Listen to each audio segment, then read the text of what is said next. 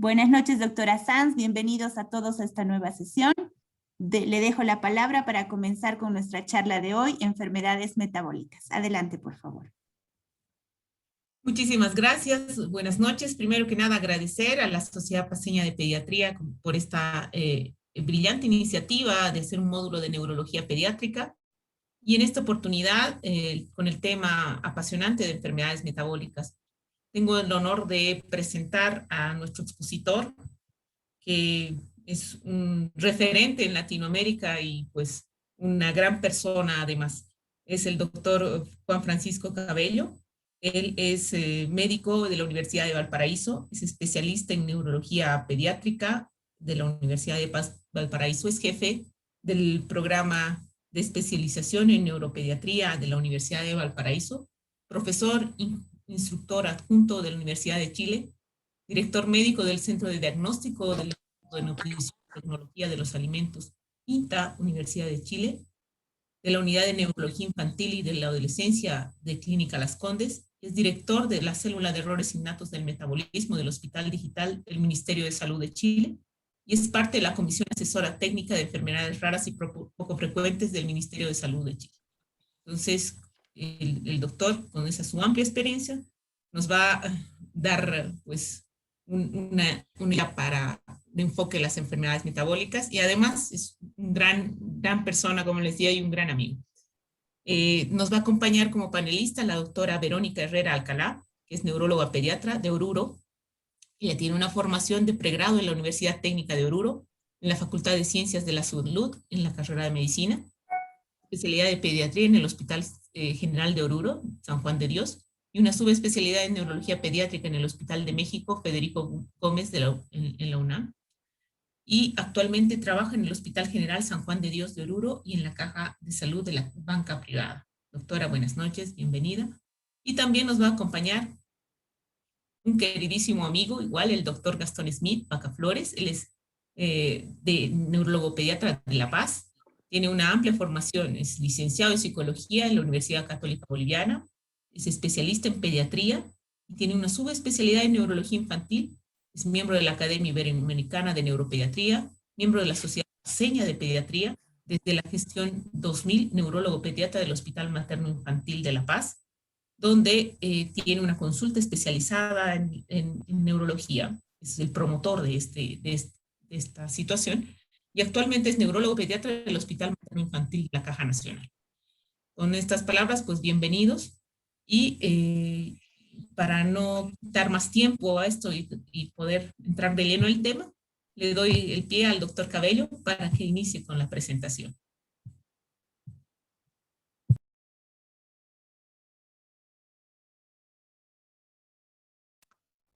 Muchas gracias, doctora Sanz, por su presentación tan amable como siempre. Muy buenas noches a todos. Agradecer a la Sociedad Boliviana de Pediatría por esta iniciativa y por considerar a los errores innatos del metabolismo dentro de el listado de temas. Siempre conversamos que este es un tema algo olvidado, un tema al que los pediatras muchas veces le tienen entre miedo y a veces un poquito de aversión, pero la verdad es que los errores innatos del metabolismo, tal como decía la doctora Sanz, son una área fascinante dentro de la pediatría y de la medicina de adultos también, ya que es un área que ha tenido un enorme desarrollo, tanto en el conocimiento como en el desarrollo de nuevos tratamientos en el último tiempo. Y por tanto, para un pediatra, y particularmente para un neurólogo, es de suprema importancia estar actualizado en este tema. Entendemos que el desarrollo de las enfermedades poco frecuentes, particularmente donde las enfermedades metabólicas, los errores innatos metabolismo están insertos, es muy dependiente de la situación en la cual está cada país. Por tanto, entendemos que la situación es diferente, hay diferentes niveles en Latinoamérica. Pero, sin embargo, tener un conocimiento general de este grupo de enfermedades se hace vital para poder reconocer a los pacientes y para poder impulsar, en lo que vamos a conversar al final de esta presentación, que son programas de pesquisa neonatal. Son evidentemente donde todos queremos llegar y acercarnos a lo que países desarrollados están haciendo hoy día. Bueno, la doctora Sanz me presentó, yo soy neurólogo infantil, neurólogo pediatra, es el nombre oficial acá en Chile de la especialidad, me toca dirigir este programa de especialización en la Universidad de Valparaíso, donde tuve la oportunidad de formarme junto a la doctora Sanz. Fue una enorme compañera de quien aprendimos mucho y que seguimos aprendiendo. También trabajar en el INTA, la Universidad de Chile, que es el Centro de Derivación Nacional de Enfermedades Metabólicas en Chile, lo que nos permite, a pesar de ser un país pequeño, de 18 millones de habitantes, concentrar una cantidad importante de pacientes con diferentes patologías metabólicas. La Unidad de Neurología Infantil de la Clínica Las Condes, que es un centro de salud privado, y actualmente en el Hospital Digital, donde participamos en diferentes estrategias, pero particularmente algo vamos a mencionar de esta iniciativa de salud digital que se llama Hospital Digital, que nos permite atender pacientes, particularmente ahora en pandemia, a la distancia con herramientas de telemedicina.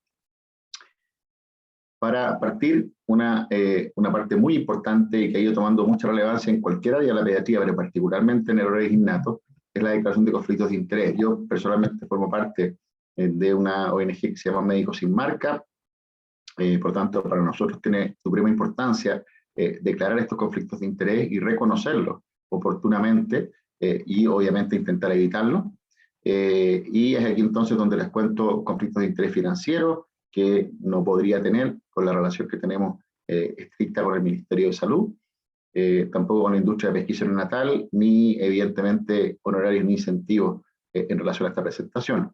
Y ahí les cuento cuáles son las actividades remuneradas, y evidentemente cuando las no remuneradas son más grandes que las remuneradas, hay un problema, pero bueno, es parte de lo que todos hacemos probablemente. Y en las no remuneradas hay cosas interesantes como las que les contaba, que nos tocó hacernos cargo de la Sociedad Latinoamericana de Errores Innatos del Metabolismo y Pesquisa Neonatal, y ahí nos tocó tener esta visión más general respecto a la región, al vecindario donde vivimos, y aquí en enfermedades metabólicas, que probablemente junto con las vacunas, hoy día está muy de moda esto de que las vacunas son una iniciativa global. Bueno, las enfermedades metabólicas y la pesquisa neonatal no pueden ser programas desconectados de país a país y de continente a continente, debieran ser iniciativas a nivel regional y a nivel global. Y por eso es que estas sociedades internacionales, actualmente me toca participar de la Sociedad Mundial de Pesquisa Neonatal, y particularmente en la Comisión de Desarrollo Internacional, nuestro foco es precisamente tratar de impulsar el desarrollo del inicio o la expansión de programas de pesquisa neonatal. Y también algo les contaré de eso en la presentación. Y lo otro importante antes de partir, porque les voy a mostrar fotos de pacientes, es contarles que hemos obtenido el consentimiento de ellos y o de sus padres o cuidadores para usarlas en esta presentación. Bueno, para partir, y esto es la Heidi, yo creo que conoce esta presentación de mucho tiempo, pero créeme Heidi, que la hemos ido actualizando porque de otra manera es imposible. Pero hay algo que yo creo que he mostrado desde la primera vez que hice una presentación de enfermedades metabólicas, y es mostrar cómo se manifiestan clínicamente en un espectro muy amplio de presentación, desde pacientes que no alcanzan a nacer y que fallecen preparto, a otros pacientes con enfermedades metabólicas que nunca van a presentar un síntoma en su vida. Y por eso la clasificación, hoy día hay una nueva clasificación de enfermedades metabólicas propuesta en un artículo muy reciente del Journal of Inherited Metabolic Disease, donde clasifica según grupos de patología, pero a mí la que me sigue gustando más es la clasificación clínica, es la que nos enfrentamos quienes vemos pacientes, ¿ya? Y en este sentido, reconocer entonces que las formas agudas del recién nacido son las formas más características, pero no necesariamente las más frecuentes. Vamos a tener formas agudas o recurrentes de inicio más tardío, formas crónicas o progresivas, y estos síntomas específicos y permanentes que muchas veces nos permiten hacer el diagnóstico en edades más avanzadas. Y vamos a ir viendo ejemplos de cada uno de estos grupos. En el primer grupo, que son los síntomas agudos del periodo neonatal, ustedes ven que las formas de presentación no son particularmente específicas, sino que por el contrario, son síntomas que para cualquier pediatra debieran hacer considerar una sepsis, una infección, una meningitis, y no necesariamente un error innato del metabolismo. Y esto es un tremendo desafío para quienes, sin ser especialistas en enfermedades metabólicas, tienen el primer enfrentamiento con los pacientes, y si no hay un nivel de sospecha alto, estos síntomas claramente van a ser pasados por alto y los pacientes van a fallecer o van a quedar con graves secuelas si no somos capaces de reconocer a los pacientes con estas formas tan inespecíficas de presentación. Entonces, además de los síntomas no específicos, en el recién nacido las enfermedades metabólicas se van a manifestar incluso antes o durante el parto. Antes teníamos este cliché de que las enfermedades metabólicas tenían un periodo libre de enfermedad. Es cierto, hay un porcentaje de ellas, vamos a ver ejemplos, que tienen un periodo libre de enfermedad, pero hay otras que no alcanzan a tener estos periodos libres, y son niños que antes de nacer ya manifiestan síntomas o incluso en el recién nacido inmediato. El diagnóstico diferencial, como ya decíamos, va a ser con condiciones frecuentes, reflujo gastroesofágico, estenosis pilórica, convulsiones neonatales, encefalopatía hipoxidisquémica, que es más frecuente para el neonatólogo o para el neurólogo, y en ese escenario es donde tenemos que plantear como un diagnóstico diferencial, entonces, las enfermedades metabólicas. Son condiciones potencialmente fatales, importante, por tanto, reconocerlas, y potencialmente tratables, que es probablemente el grupo de enfermedades metabólicas que más ha aumentado en el último tiempo, las que son potencialmente tratables.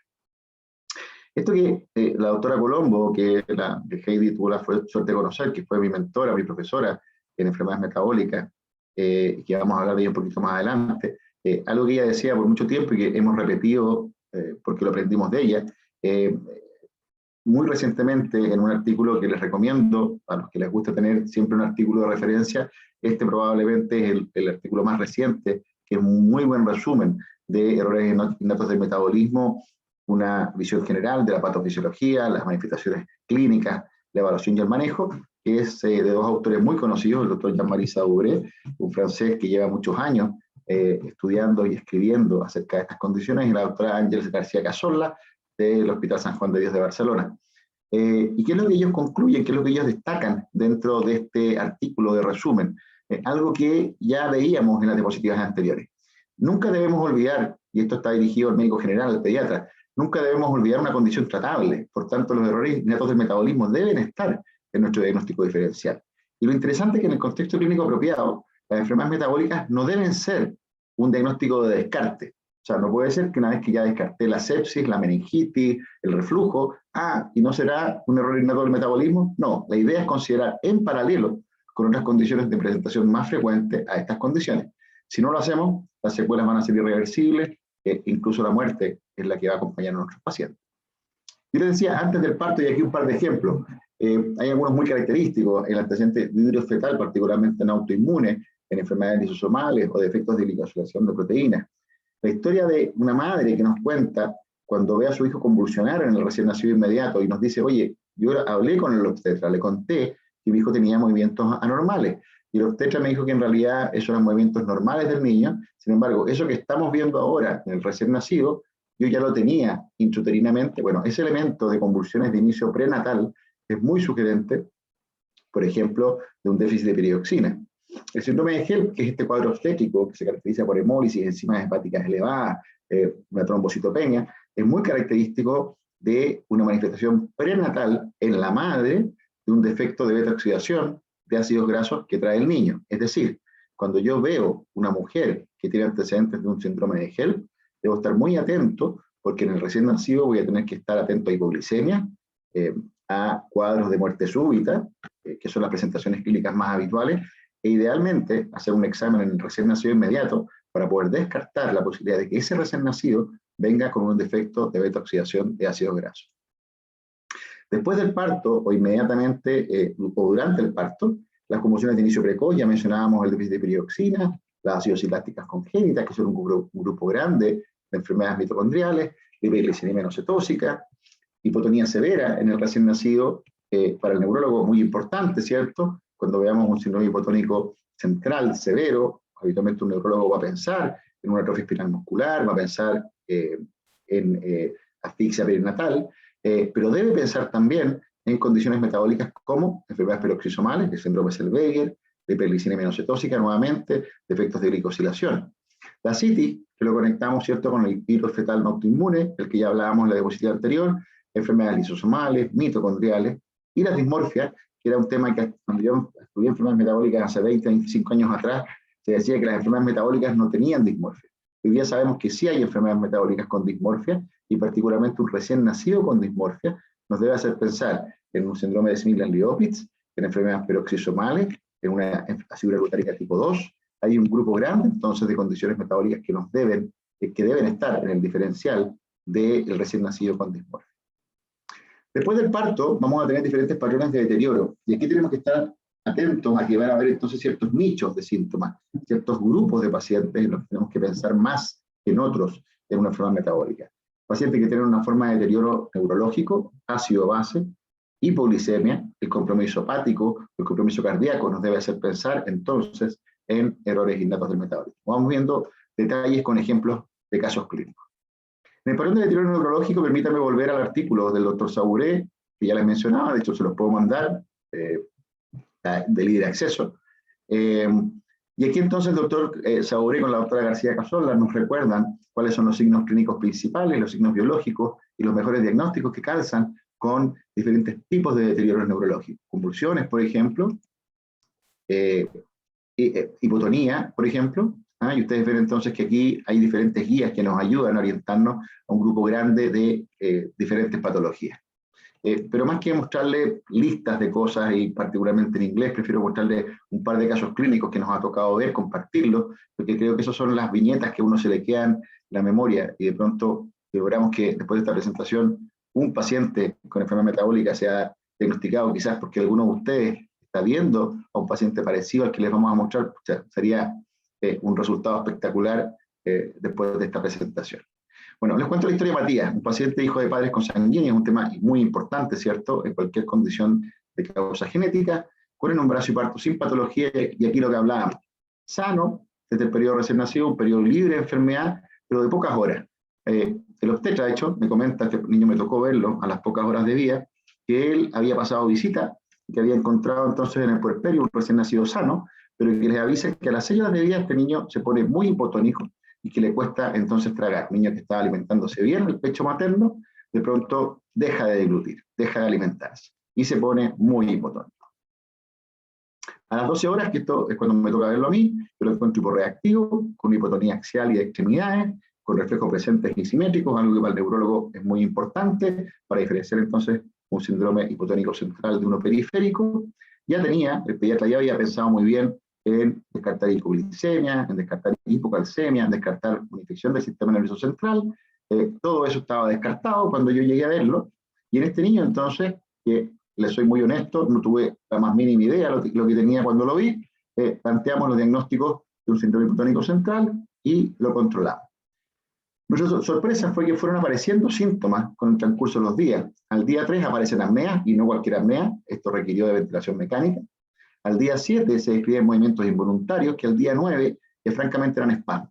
Y para los pediatras y neurólogos que están aquí presentes, ver un espasmo en un niño de 6 meses de vida no es ninguna sorpresa, hacemos el diagnóstico síndrome de West, ¿cierto? Pero un espasmo en un recién nacido es algo muy raro de ver. Y cuando vemos espasmos en un recién nacido que tiene antecedentes de apneas y un síndrome hipotónico, bueno, y más encima antecedentes de consanguinidad, la verdad que hay muy pocas condiciones, probablemente la única, que calza perfectamente con este cuadro clínico, que fue lo que fuimos a buscar con una cuantificación de aminoácidos en líquido cefalorraquídeo, y pudimos diagnosticar entonces una hiperglicemia no cetóxica, hoy día llamada encefalopatía por glicina. Bueno, contarles que esto fue hace 20 años atrás, y hace 2 o 3 años atrás llegan estos padres, que recuerden eran primos hermanos, muy jóvenes en esa época, preguntándome por asesoramiento genético, porque querían tener un nuevo hijo, pero evidentemente sabía que el riesgo de tener un nuevo hijo con la misma condición era alto. Y llegaron a conversar conmigo 20 años después. Yo sigo viendo a este paciente desde entonces, hoy día tiene un compromiso motor y cognitivo severo, y le pudimos hacer 20 años después el estudio genético, y este niño entonces resultó con una alteración en homocigosis, una variante genética en homocigosis, el gen GLDC, que es uno de los 3 genes que se describen en esta condición. Entonces, súper confirmado el diagnóstico 20 años después, en un paciente que nos tocó ver hace 20 años ya, y que tiene entonces este diagnóstico de una hiperglicemia no cetóxica, donde el diagnóstico fue fundamental poder unir, hacer este patrón de síntomas, algo que para el neurólogo es muy natural, ¿cierto? Y para el pediatra también. Cuando vemos fiebre, no basta con ver la fiebre, tenemos que ver qué adorna la fiebre, qué acompaña la fiebre. Aquí es lo mismo, patrones de síntomas son los que importan. No todo recién nacido con hipotonía va a tener una hiperglicemia, pero si tiene hipotonía, apneas y convulsiones, particularmente espasmos, bueno, eso nos debiera hacer pensar entonces en esta condición, y una condición que tiene un tratamiento sintomático, como es el benzoato de sodio, pero que fundamentalmente nos ayuda a lo que yo les estoy contando ahora, que es el asesoramiento genético. Entonces, en conclusiones, otro buen artículo, bueno, esto va a ser una recomendación de buenos artículos, Can Fisiologlu, otro colega muy conocido, muy bueno clínicamente, pero también para escribir. Él nos hace una muy buena revisión. Créanme que no he encontrado ninguna posterior a esta tan buena como la de Can. que nos plantea no solamente el desorden, sino que las alteraciones que podemos encontrar en la resonancia, lo que podemos encontrar también en otras evaluaciones y los posibles diagnósticos.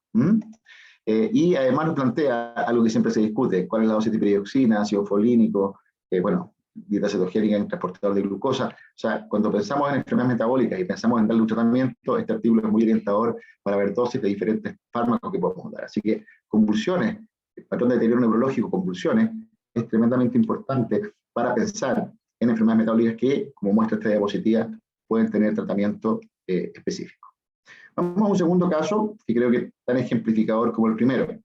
Ella es doña Isabela, que la conocimos a los 5 días, cuando consulta, ya que tenía entonces la historia de padres no consanguíneos, a diferencia de la familia anterior, y consultó por rechazo alimentario y muy quejumbrosa. Al examen esta niñita se veía muy deshidratada, y el dato no menor, que no lo tengo en la diapositiva, pero que se los cuento, es que la madre era una niña de 15 años, que venía vestida, por supuesto, de colegio, vestida de escolar, lo que le agregaba un elemento importante a la anamnesis, porque el pediatra, al ver un escolar de 15 años, con una niña recién nacida de 5 días, que consultaba por rechazo alimentario y quejumbrosa, lo que planteó es que esa niña no sabía alimentar a su hija. Bueno, con ese diagnóstico de hipoalimentación, ingresa a un hospital de referencia del hospital donde yo trabajo en Valparaíso, pero un pediatra que estaba por ahí cerca, que había hecho recién su rotación por el Hospital Van Buren y particularmente en enfermedades metabólicas, escuchó que esta niña contaba que su hija, además de los síntomas que les cuento ahí, tenía un olor muy particular, un olor que a ella le parecía raro, un olor dulce. Y ese olor estaba en todo el cuerpo, pero particularmente en la orina y en el pañal. Bueno, este pediatra se acerca, toma el olor a este pañal, toma el olor a la niña y decide, a esta niña que se veía bastante bien y que tenía el diagnóstico de una hipoalimentación en ese momento, decide mandarla a este hospital de referencia, que es el Hospital Van Buren en Valparaíso. Bueno, afortunadamente esta niña fue enviada, la vimos, la pudimos examinar, pudimos ver que el olor era muy característico, tal como la madre lo describía, y pudimos hacer algo que ya es historia, y que es cromatografía de aminoácidos en papel filtro. Hoy día habríamos hecho una espectrometría más en tándem, estamos mucho más elegantes. Bueno, pero lo que pudimos ver es que tenía un aumento de leucina en orina y en sangre. Y eso nos llevó entonces al diagnóstico de una enfermedad de orina olor a jarabeácea. ¿Vale?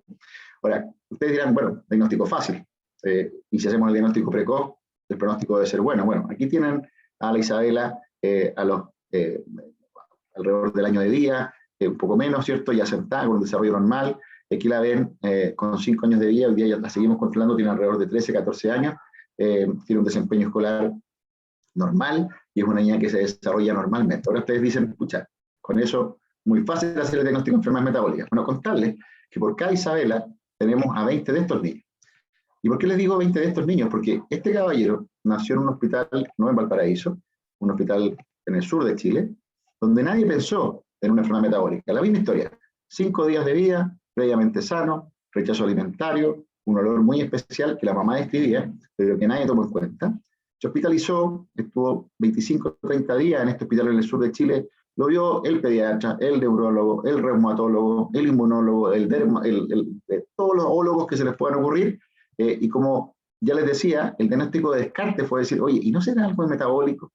Lo mandaron a Santiago, a un hospital de referencia, y ahí lo fuimos a ver en ese tiempo con la doctora Edna Reimann, y con la doctora Reimann entonces entramos a la unidad y vimos a este niño que ya había desarrollado entonces una espasticidad muy marcada, que convulsionaba en todo momento, a pesar de los anticonvulsivantes, que tenía esta mirada muy perdida, estas lesiones en piel muy, muy características, y el olor era un olor muy característico, pero que nunca nadie había reconocido, porque nunca habían visto un paciente previamente con esta condición. Bueno, este niño aquí tenía 38 días de vida, y al día siguiente fallece. Por lo tanto, esta es la historia natural de los pacientes con la misma condición con la que nació Isabela. O sea, si Isabela no hubiera tenido este doctor que reconoció el olor, que escuchó a esa madre y que derivó al paciente a un lugar donde se conocía más de estas condiciones, Isabela habría tenido la misma evolución de este paciente. Por lo tanto, ustedes pueden ver la importancia de la sospecha clínica. Sin sospecha, la evolución es esta. Con sospecha, la evolución es la de Isabela. Y eso es lo importante, y me encantaría que quedara como un mensaje central de esta presentación, que es la sospecha clínica y no esperar que estos sean diagnósticos de descarte, sino que sean, ojalá, diagnósticos diferenciales al mismo tiempo en el que este niño se planteó una enfermedad hematológica, diagnóstico diferencial de convulsiones neonatales, hipotonía neonatal. Si se hubiera planteado en ese momento el diagnóstico, este niño habría tenido una evolución muy diferente a la que tuvo, que fue lamentablemente un desenlace fatal. Bueno, yo les decía, patrón de deterioro neurológico, hipotonía, convulsiones, bueno, hipoglicemia, otro patrón de deterioro importante en el recién nacido. Y aquí presentarles a Juliano, y aquí esta historia es bien sorprendente porque Juliano fue un niño que nació y que tuvo una baja en el azúcar, así lo contaba la mamá, entonces una hipoglicemia en el periodo recién nacido. Y esta mamá llegó con su hijo de pocos días de vida, una vez que se lo dieron de alta después de la hipoglicemia del hospital, llegó con nosotros al Policlínico del INTA y nos contó esta historia de una hermana que había nacido previamente, que también le había bajado el azúcar en la sangre, pero que lamentablemente pocos días después de esta hipoglicemia había fallecido de una muerte súbita. La autopsia, la anatomía patológica de esta hermana, decía que en el hígado esta hermana tenía depósito de grasas. Y la madre, cuando vio que su segundo hijo tuvo la misma hipoglicemia, y una hipoglicemia, no cualquier hipoglicemia, porque le midieron cuerpo cetónico y encontraron que no tenía cuerpo cetónico, ustedes saben, una respuesta fisiológica normal del organismo, no había el cuerpo cetónico en el momento de la hipoglicemia, la mamá se puso a buscar por internet, y ella nos llegó con este hijo recién nacido, con la autopsia de su otra hija en la mano, a decirnos, yo creo que mi hijo tiene una enfermedad metabólica. Nosotros le dijimos, señora, tiene toda la razón, le hicimos los exámenes y encontramos en la espectrometría más en tándem que tenía un 6-6, una C-carnitina con 16 carbonos elevada, y una relación 6-18-1 elevada. Y con esto nos fuimos al algoritmo, porque hoy día tenemos algoritmo para todas estas cosas, y ahí nos dimos cuenta que efectivamente este niño lo más probable es que tuviera un defecto de beta-oxidación de los ácidos grasos, particularmente un déficit de carnitina palmitoyltransferasa tipo 2, o un déficit de carnitina translocasa, carnitin translocasa, que son parte del transportador de carnitina a través de la membrana mitocondrial. Bueno, eso lo supimos con la bioquímica, ¿cierto? Pero aquí teníamos que hacer el estudio genético. En esos años, que esto fue hace unos 10 años atrás, no teníamos el acceso que hoy día tenemos a estudios genéticos, que probablemente es un poco más fácil que en ese tiempo. Y los papás, mientras juntaban plata para poder hacer el estudio genético, lamentablemente Juliano cae hospitalizado a los 7 meses por un compromiso de estado general, vómitos, hepatomegalia, una hipersecaemia de 10.000, una hiperamonemia con transaminasas elevadas, y eso nos hizo entonces pensar que más que un CACT, lo que esto era un CPT2, pedimos entonces el estudio genético CPT2 y pudimos confirmar que este caballero lo que tiene, que lo seguimos controlando, es un déficit de carnitin palmitoyltransferasa tipo 2, ¿vale? Entonces ustedes ven, aquí la sospecha clínica fue la madre, en realidad. Y nosotros solamente confirmamos la sospecha clínica de una madre angustiada por un antecedente de un hijo muerto, un antecedente súper importante siempre preguntar, de causa desconocida. Ahora tiene un hijo que nuevamente presenta el mismo síntoma inicial, que era la hipoglicemia, y que podemos hacer el diagnóstico de esta condición. Hoy día con una fórmula especial, hoy día con un buen manejo nutricional, evitando ayunos prolongados. Este es un niño sano, lo seguimos controlando, y es parte de la cohorte de pacientes que seguimos con defectos de beta-oxidación. Bueno, si nos vamos al patrón de deterioro cardíaco, nuevamente el doctor Fisioglu nos acompaña y nos cuenta un listado de diferentes desórdenes con hallazgos bioquímicos patognomónicos y las banderas rojas que nos debieron hacer pensar en cada una de estas condiciones. Y con eso pasamos al segundo gran grupo, que es el de síntomas agudos y recurrentes de inicio más tardío. Yo les contaba que la primera parte entonces iba a ser la representación neonatal, que son las que más tenemos probablemente en la retina. Pero estos síntomas agudos y recurrentes de inicio más tardío son tremendamente importantes porque los vemos ver a estos pacientes, vemos aparecer desde los periodos lactantes hasta adolescentes o incluso adultos. Y son pacientes que pueden tener formas de presentación intermitentes, o sea, tienen síntomas que pasan, que mejoran, y no solamente los síntomas pasan y mejoran, sino que también el laboratorio puede estar normal entre los síntomas. Por lo tanto, pesquisar a este grupo de pacientes es tremendamente difícil en algunas condiciones, en otras es bastante sencillo, y vemos que los gatillantes nuevamente son gatillantes tremendamente inespecíficos. Entonces un niño que en relación a una enfermedad infecciosa, a fiebre, a constipación, ingesta excesiva de proteína, presenta algún cuadro clínico sugerente, como los que vamos a ver, es muy importante entonces tener un alto nivel de sospecha. Esta señorita, por ejemplo, la conocimos en la sala del Hospital Van Buren, donde la doctora Sanz estudió 4 años, y aquí entonces en esta sala conocimos a doña, esta señorita, la Alexandra. Ella entonces, esta señorita tiene el antecedente, y por eso mostramos la foto con la mamá, de 3 hermanos muertos en el periodo recién nacido, todos hombres, 5 primos muertos, hijos de diferentes hermanas de la madre, tíos muertos, hermanos hombres de las madres de las que ya mencionábamos, y con esa historia, la verdad es que en alguno de esos niños, no el primero, a alguien se le ocurrió hacerle un amonio. Niños muertos, todo sexo masculino, en el periodo recién nacido, con hiperamonemia.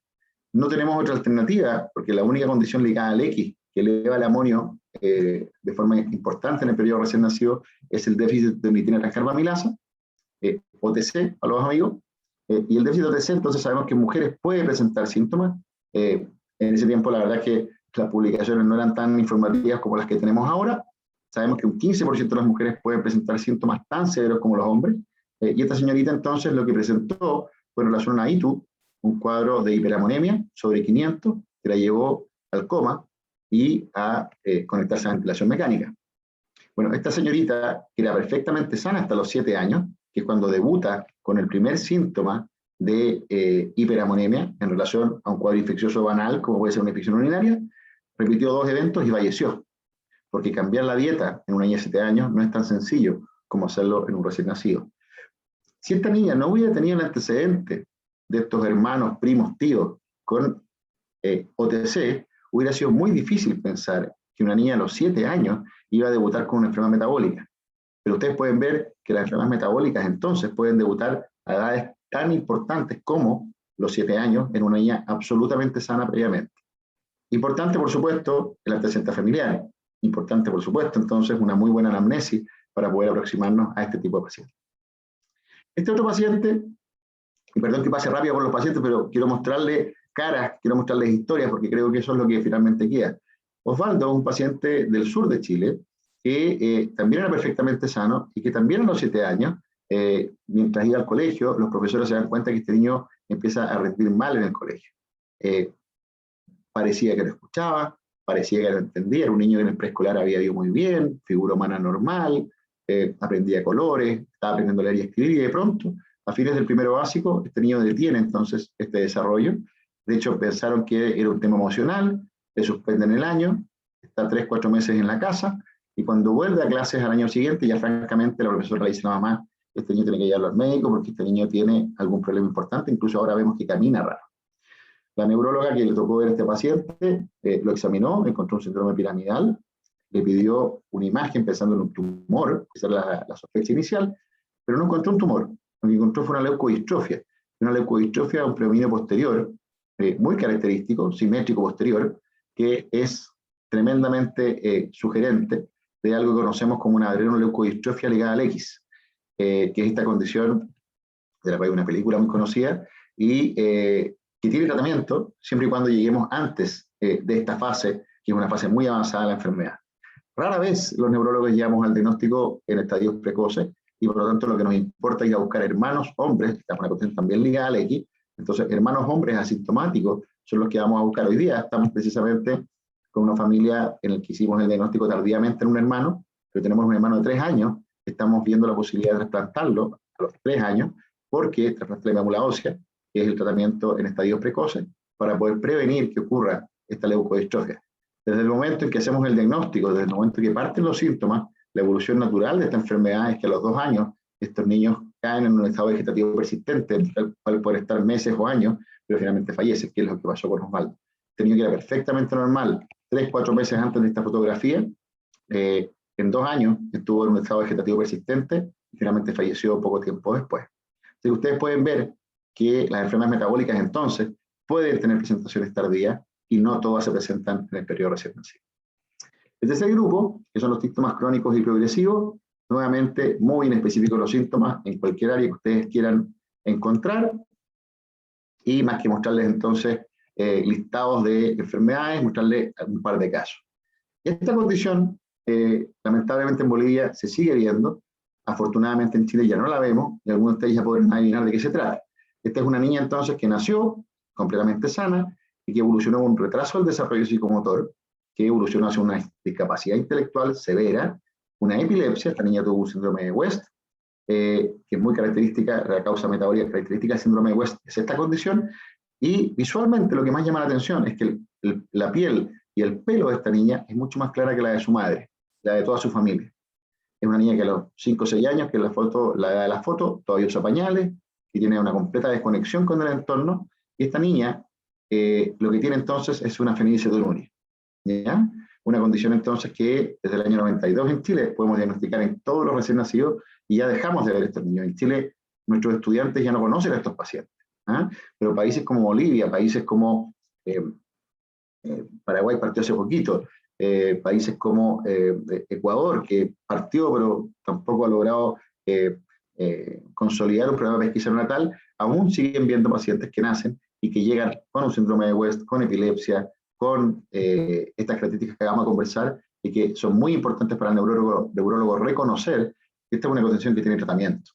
Ahora, el problema es que el tratamiento instalado a esta edad solamente detiene la progresión de los síntomas, pero no lo revierte, o lo revierte parcialmente. Pero cuando partimos con este tratamiento precozmente, antes del mes de vida, entonces estos niños son perfectamente sanos.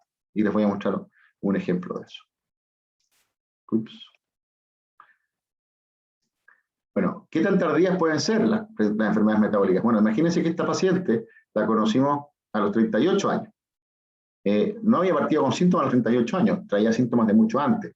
Pero esta niña lo que tenía, eran unas cataratas congénitas que habían sido operadas, una discapacidad intelectual leve, una diarrea crónica y una desnutrición crónica secundaria a esta diarrea crónica, que a los 38 años se hospitalizó en nuestro hospital de neurología de adultos porque tenía una demencia de aparición precoz. O sea, empezó a perder, una niña que ya tenía una discapacidad, empieza a perder habilidades cognitivas.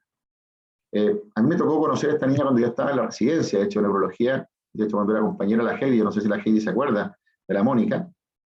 Y la Mónica, entonces, a mí me marcó mucho porque la primera paciente con esta condición que me tocó ver, después me ha tocado ver una decena de pacientes con esta misma condición, y con ella aprendimos de esta condición. Entonces, cataratas congénitas, discapacidad intelectual de diarrea crónica, desnutrición crónica, un síndrome de mala absorción. Le hicimos una resonancia y tenía una leucodistrofia, una distribución muy particular, una leucodistrofia en fosa posterior. No tenía xantomas, cosa que podemos ver en estos pacientes. Lo que esta paciente tiene entonces es una xantomatosis cerebrotendínea, un defecto del metabolismo del colesterol, y que tiene la gracia que tiene tratamiento. Y si hubiéramos partido precozmente con tratamiento, podríamos haber evitado incluso la discapacidad intelectual en esta niña. Partimos con el ácido clorhexicólico, pudo resolver su diarrea crónica por primera vez en su vida, pesó más de 50 kilos, así que la Mónica estaba muy feliz, pero evidentemente fue un tratamiento instalado tardíamente. Pero fíjense ustedes que casi a los 40 años, hacer el diagnóstico de una condición con la que esta paciente nació. Entonces, así de tarde estamos llegando hoy día a estas condiciones. Y el último grupo, síntomas específicos, también cualquier sistema o órgano que ustedes quieran escoger, ejemplos para el mundo, pero veamos un par de casos. Y este niño también es un niño que vimos hace harto tiempo, y cuando lo vimos, lo traían por hipotonía, a un síntoma muy inespecífico, y esta hipotonía, que no era ni tan severa, la empezamos a examinar, y nos dimos cuenta de lo que nos llamó la atención, que no era la hipotonía particularmente, sino que era el pelo de este niño. Y este niño entonces, hipotónico, a los 3 meses de vida, miramos este pelo descolorido frágil, tomamos una muestra que miramos al microscopio, y nos dimos cuenta de que lo que tenía era un pilitorti, un pelo ensortijado, un pelo torcido de su eje. Con ese hallazgo en el pelo, este síntoma tan específico, pudimos pedir los estudios específicos, particularmente los genéticos, y llegamos entonces al diagnóstico de que este es una enfermedad de Menkes, un trastorno de metabolismo del cobre, muy importante reconocer. Lamentablemente no tiene un tratamiento específico hoy, se plantea el uso de cobristidina, pero en etapas muy precoces, antes de las primeras semanas de vida, y habitualmente el diagnóstico llega tardíamente, pero es una condición que es muy importante porque es relevante el asesoramiento genético. Y esta niña, a propósito de síntomas específicos, esta es otra paciente entonces que consultó por dismorfia. Y además de la dismorfia, ustedes ven una opacidad corneal a simple vista, una talla baja, hernia umbilical, una disostosis múltiple, genualgo, un hábito muy particular, una giba dorsolumbar, que el correlato radiológico era este viking anterior del cuerpo vertebral del E1, y con esto entonces pudimos hacer fácilmente, porque la verdad es que el fenotipo es muy, muy característico de una mucopolisacaridosis. Entonces, esto es lo que yo les contaba, que es muy relevante entonces concluir esta primera parte de que la sospecha diagnóstica es lejos lo más importante. Y en el diagnóstico, tener algunos elementos fundamentales. Ya decíamos, esto no es un diagnóstico diferencial, este es un diagnóstico de exclusión en paralelo con condiciones frecuentes. Y acá el doctor Saborí y la doctora García Casola nos hablan de la muestra crítica, muy importante en este grupo de presentación intermitente. Pero más que mostrarle esto, les muestro algo mucho más sencillo. Esto es lo que nosotros hacemos en Chile y que es algo que me imagino que también en Bolivia pueden hacer. Ustedes ven un paciente, los quienes trabajan en urgencia, ven un paciente con algún cuadro que pudiera corresponder a una enfermedad metabólica. No esperar que el paciente se mejore para enviárselo a la doctora Sanz para que lo vea, sino que lo que tienen que hacer es tomar orina, congelarla, suero, congelarlo, sangre, papel filtro. Yo sé que papel filtro en Bolivia no es fácil de conseguir, pero se puede conseguir de todas formas, y uno puede guardar sangre en un papel, que después es muy fácil de transportar, y el líquido cefalorraquídeo, que en el contexto de un niño que consulta, por ejemplo, por sospecha de sepsis o meningitis, no es raro que tomen una muestra de líquido cefalorraquídeo, se puede congelar, y lo que se puede hacer entonces es decir, oye, este paciente tuvo este cuadro agudo, y esta muestra crítica es muy relevante a la hora de plantear, hacer un estudio, no en el momento del cuadro agudo, sino cuando el paciente se recuperó y cuando ya estamos haciendo un estudio con más calma. Los algoritmos, yo siempre digo que a mí no me gustan. Hay quienes trabajan en enfermedades metabólicas que les encantan los algoritmos y tienen un algoritmo para todo. A mí personalmente no me gustan mucho, pero hay algunos que son muy útiles. Y este, que es el que usamos particularmente con Julián, el paciente de la beta-oxidación, o el que pudimos haber usado con la paciente de la OTC, ustedes se dan cuenta que cuando tenemos una hipoglicemia, las cetonas en orina o en suero son muy útiles, y si no están presentes, nos vamos a pensar en un defecto de beta-oxidación. Y si tenemos una acidosis metabólica con NGAP aumentado, pensamos en una acidosis orgánica, y si tiene una hiperamonemia, y no hay acidosis metabólica en un defecto de ciclo Laburia. Entonces, hay ciertos algoritmos que sirven, que este es uno de ellos. Este es otro artículo que les voy a recomendar, que está lleno de algoritmos para el manejo de urgencia en enfermedades metabólicas, y lo pueden revisar, y si quieren se los mando también por internet. Hay mucha información, hay libros. Este libro es de la doctora Marta Colombo, Verónica Cornejo y la doctora Ana Rayman. Está en español, fue el primer libro en español de enfermedades metabólicas. Ahora también está el Sanjurjo, un muy buen libro español de enfermedades metabólicas, para no recomendarles libros en inglés, donde uno puede revisar cada una de estas cosas. Hay protocolos también de manejo agudo, no se los voy a compartir en el detalle, pero sí darles la referencia. La gente de Boston publicó hace muy poco el doctor Harvey Levy, el doctor Lafroan, manejos agudos para efectos de beta-oxidación, de ácidos orgánicas, jarabe de arce, ciclo Laburia. Así que hoy día la literatura está, ¿ya? O sea, no hay que inventar la rueda para manejar estos pacientes, solamente hay que adaptar estos protocolos obviamente a la realidad local, pero la verdad es que no es tan difícil cuando uno sospecha el paciente encontrar cómo tratar a estos pacientes. Y la prevención, que sin duda en enfermedades metabólicas, en errores innatos del metabolismo, la pesquisa, el tamizaje, el screening neonatal es la madre de todos los diagnósticos, ¿no? O sea, poder llegar al diagnóstico precozmente y evitar la aparición de síntomas sin duda es algo muy, muy relevante. Acá en Chile, desde el año 92, yo les contaba, buscamos dos condiciones, la fenilketonuria y el hipotiroidismo congénito. Pero desde el año 2017 estamos empecinados en ampliar esta pesquisa. Y desde el año 2017 estamos en un programa piloto, estamos analizando un número acotado de muestras de recién nacidos para buscar no 2, sino que 26 condiciones, ¿ya? Para acercarnos a lo que hacen países desarrollados. Hoy día en la Iberoamérica, Costa Rica, Uruguay, Cuba nos llevan la delantera, ya están buscando 8, 10, 12 condiciones. Estados Unidos busca en todos los estados al menos 32 condiciones, y hay estados en Estados Unidos que buscan hasta 60 condiciones. En Europa hay países que están buscando 8, 12, 18 condiciones. Bueno, en Chile, que como ustedes saben, somos muy ambiciosos, lo que queremos es acercarnos a las 26 condiciones. Y hoy día estamos en pleno desarrollo de este programa piloto, que esperamos que se amplíe en los próximos meses, y para que de a 3, 4, 5 años más podamos ofrecer a todos los recién nacidos chilenos una pesquisa natal para 26 condiciones, para las cuales todas ellas hoy día tenemos tratamientos que más encima el Estado garantiza.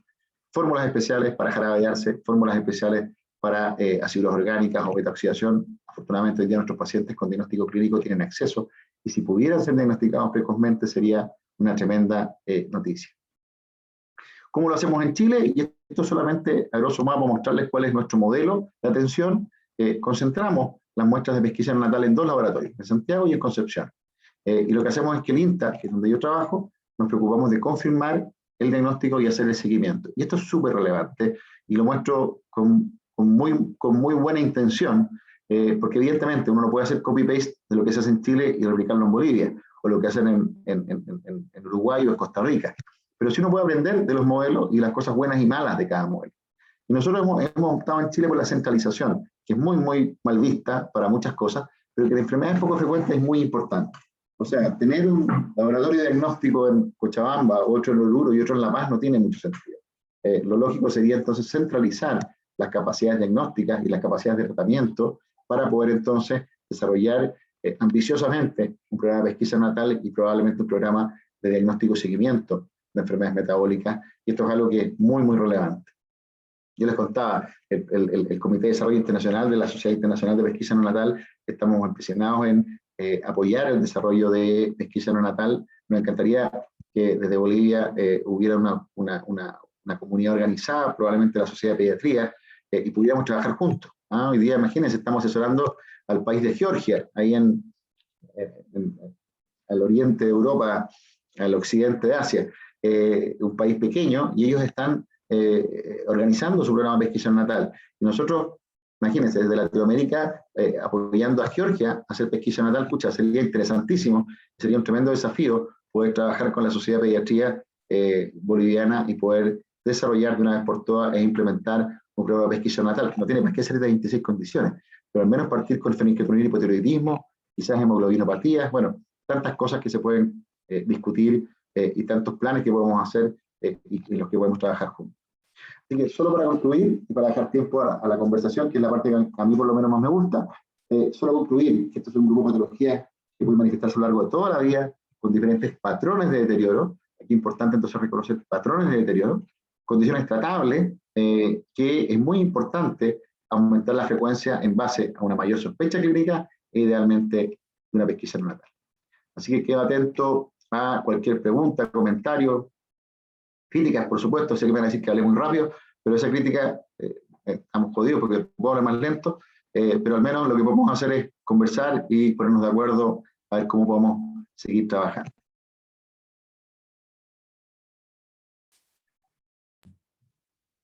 Se quedan todos dormidos.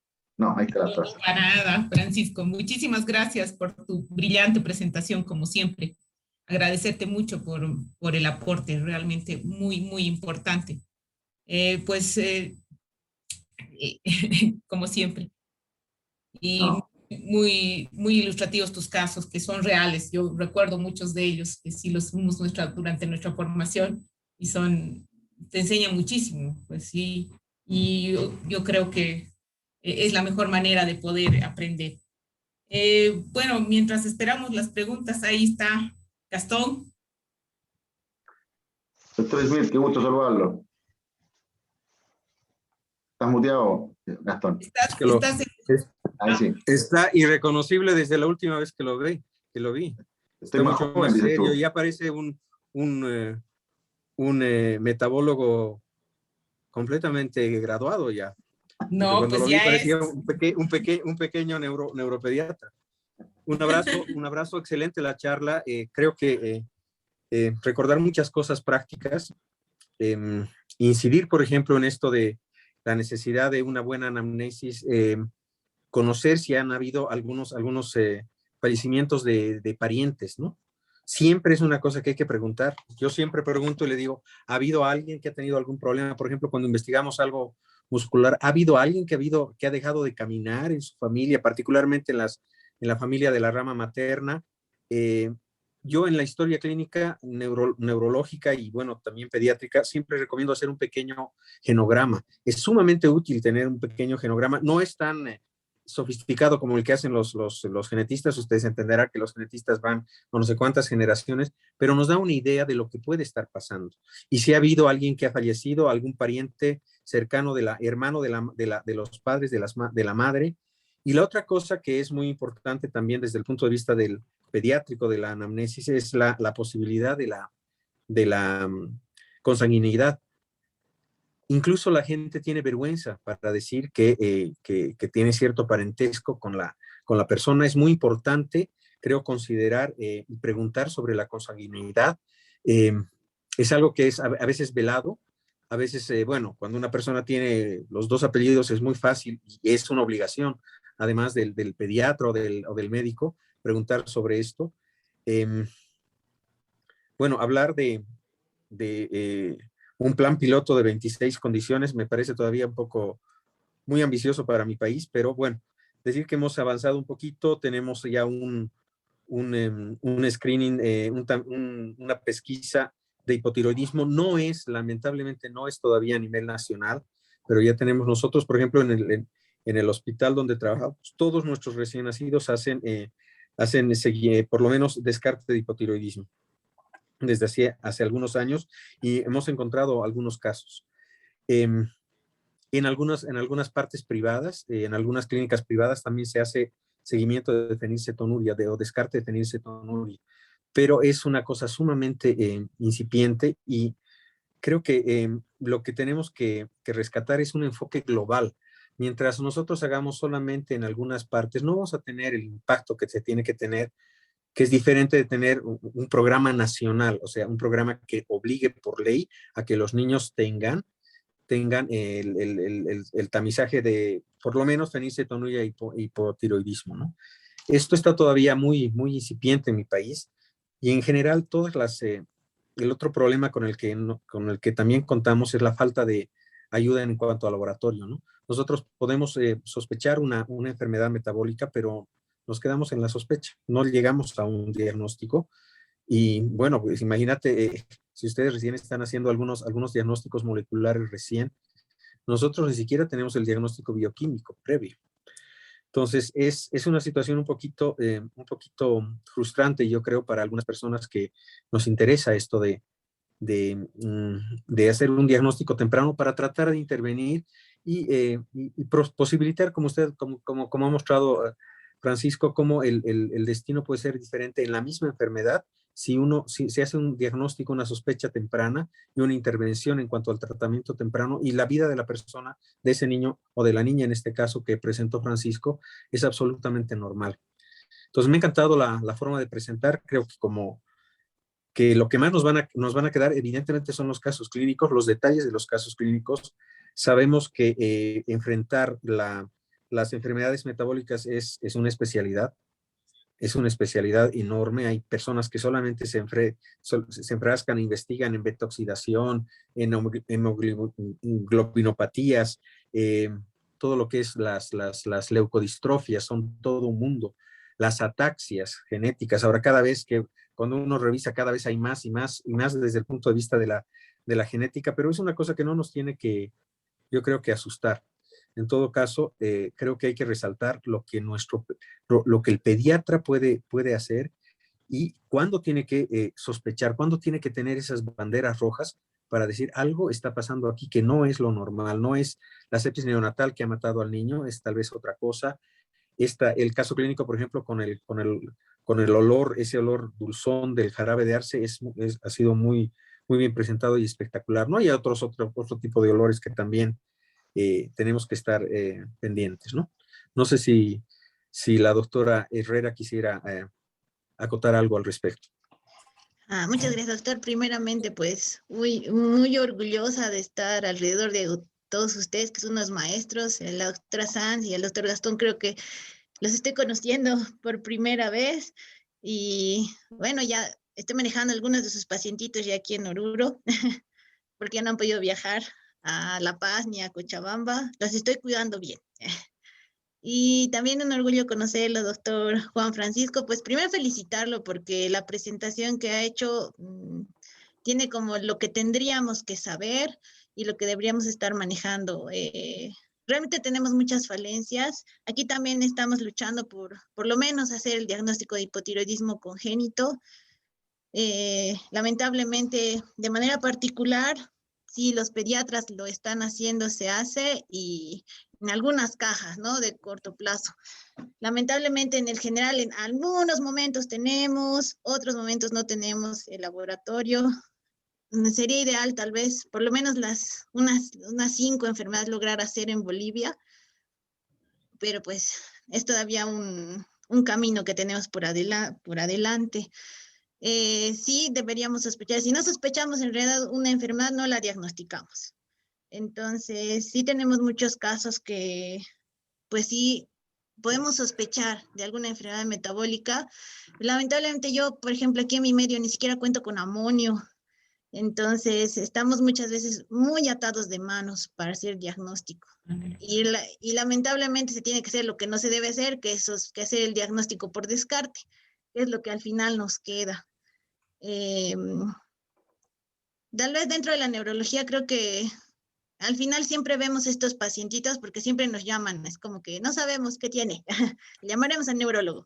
Entonces, nada más seguir leyendo y tal vez con la clínica donde más nosotros nos podemos apoyar, ¿no? Una hiperamonemia sin causa, no sé, una ataxia que recién está apareciendo en un niño previo sano, ver antecedentes. Los antecedentes son muy, muy importantes. Yo por eso siempre les digo, mi consulta es muy larga porque yo tengo que hacer antecedentes familiares, perinatales, y no pasar nada de esas cosas por alto, porque eso es muy importante para nosotros y tal vez nos ayudaría mucho a llegar a una sospecha diagnóstica.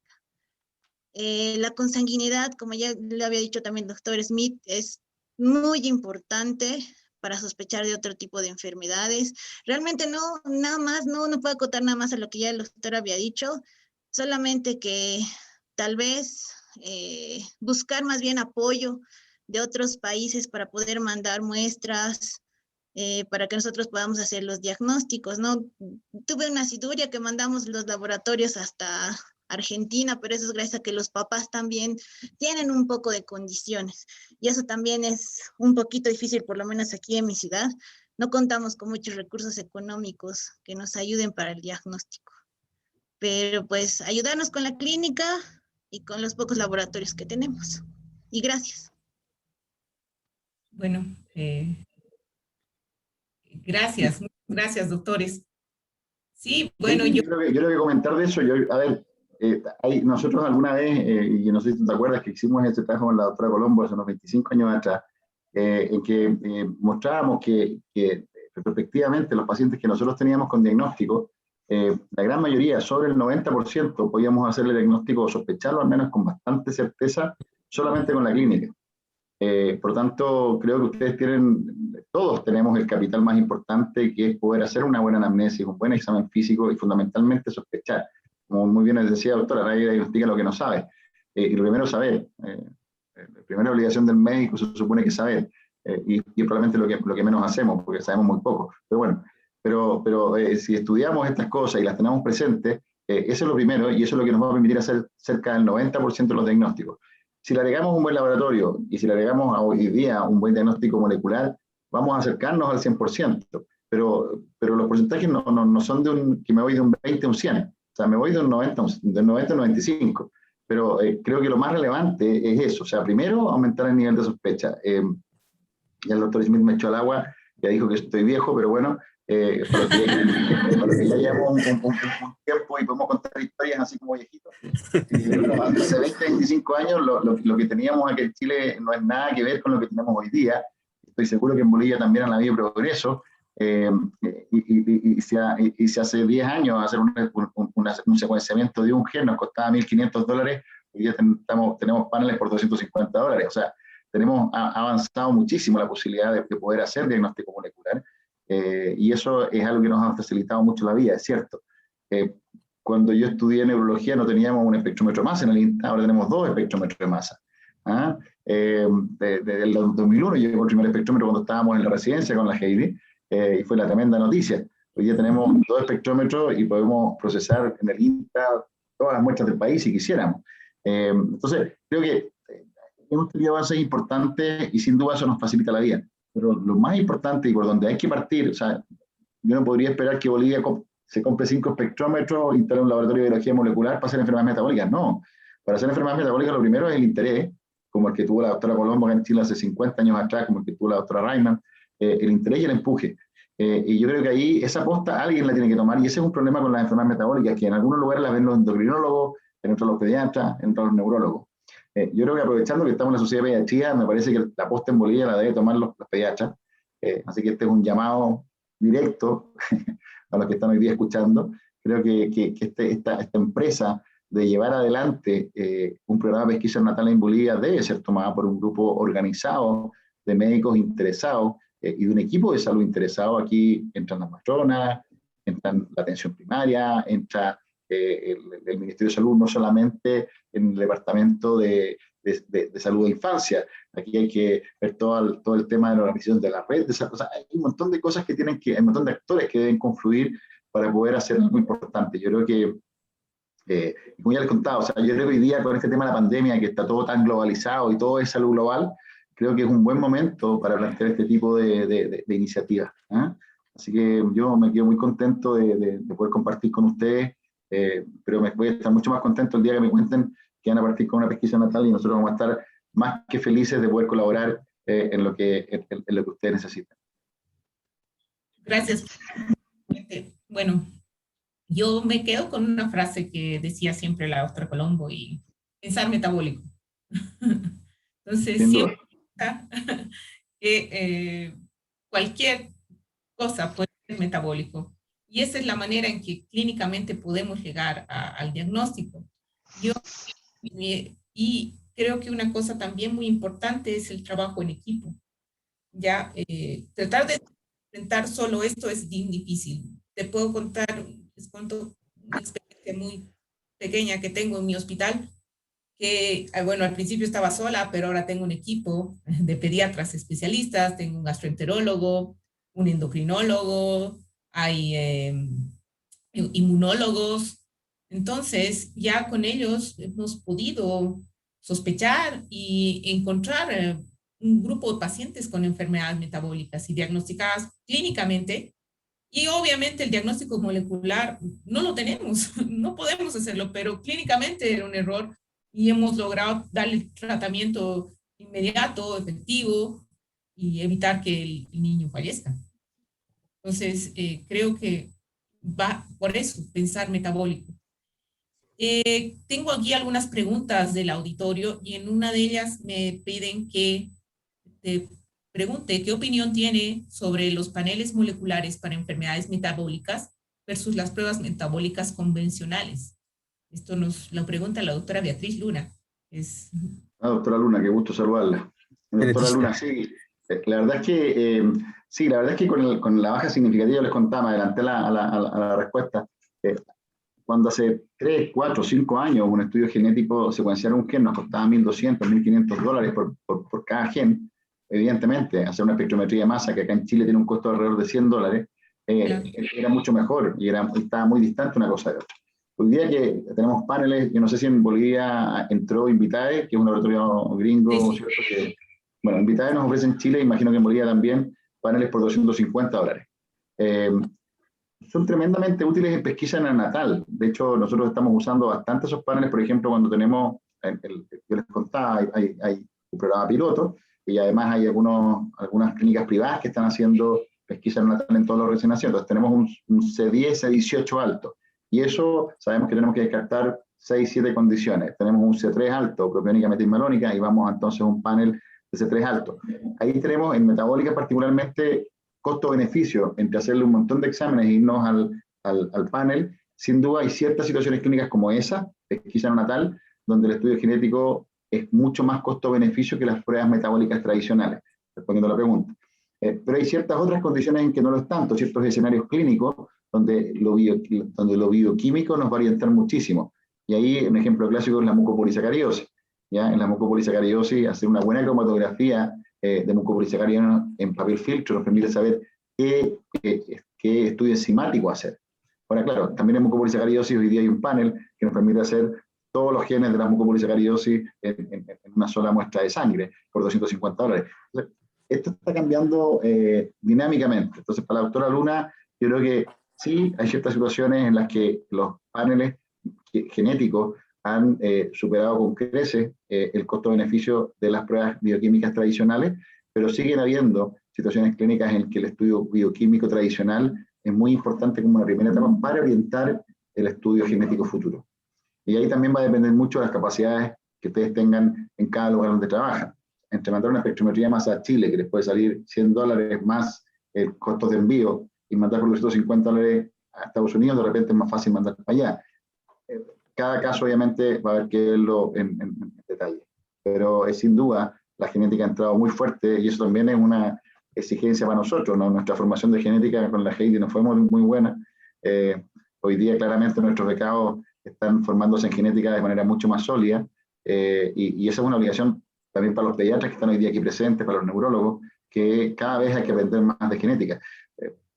Contarles una anécdota: hace un par de años me tocó ir a donde la doctora García Cazorla, de hecho, a un curso de interpretación de exoma por el médico metabólico. O sea, hoy día la onda es que si yo envío un exoma a un paciente, yo debiera ser capaz de hacer el análisis de las variantes y no entregarle eso a un bioinformático que no tiene por qué saber la información clínica del paciente. Entonces, eso se nos viene, y se nos viene más rápido de lo que uno cree. O sea, cuando pidamos un exoma ya no va a venir con informe, va a venir como cualquier otro examen en que nosotros vamos a tener que hacer esa interpretación. Eso que parece hoy día ciencia ficción, es algo para lo cual ya hay cursos donde uno va, los toma y trata de aprender, con nuestros cerebros que ya están un poco oxidados ya, pero algo entra. Así que sí, la genética, tremendo aporte, y es algo que va a ir creciendo sin duda en el futuro.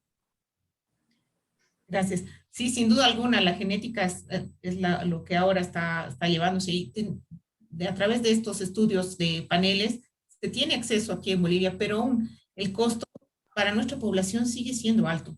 Entonces, esa es limitante. Y dices, creo que aún así la clínica va a seguir siendo